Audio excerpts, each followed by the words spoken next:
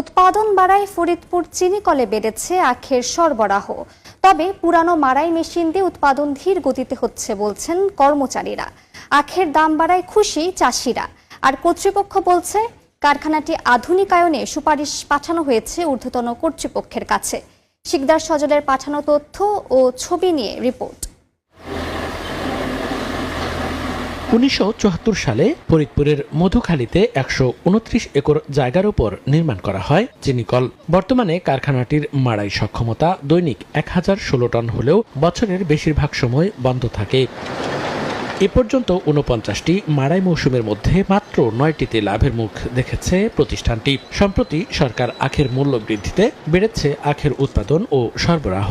কৃষক বলছেন নতুন উচ্চ ফলনশীল জাত না থাকায় আখের উৎপাদন কম হচ্ছে, আর কর্মচারীরা বলছেন মাড়াই মেশিন পুরাতন হওয়ায় উৎপাদন হচ্ছে ধীর গতিতে।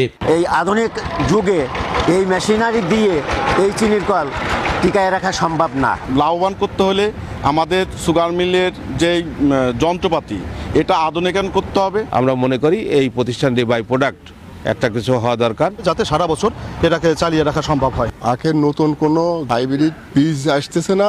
কর্তৃপক্ষ বলছে কৃষকের লাভ বাড়াতে নতুন জাত ও রিং পদ্ধতিতে আবাদে উদ্বুদ্ধ করা হচ্ছে। আমরা চাষিদেরকে এই রিং পিট করার জন্য উদ্বুদ্ধ করতেছি। আমাদের ওই প্লটগুলো পরিদর্শনে নিয়ে যাচ্ছি, সেখানে ডেমনস্ট্রেশন হিসেবে আমরা তাদেরকে দেখাচ্ছি এবং অনেক চাষি এ বিষয়ে উদ্বুদ্ধ হয়েছে। ঊর্ধ্বতন কর্তৃপক্ষের কাছে কারখানাটি আধুনিকায়নে সুপারিশ পাঠানো হয়েছে বলে জানান ব্যবস্থাপনা পরিচালক। আখের পাশাপাশি আধুনিক টেকসই বিভিন্ন প্রকল্প প্রণয়নের জন্য উদ্যোগ গ্রহণ করা হয়েছে।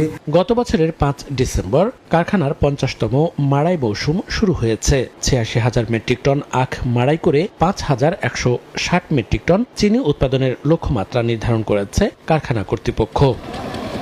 সময় সংবাদ, ফরিদপুর।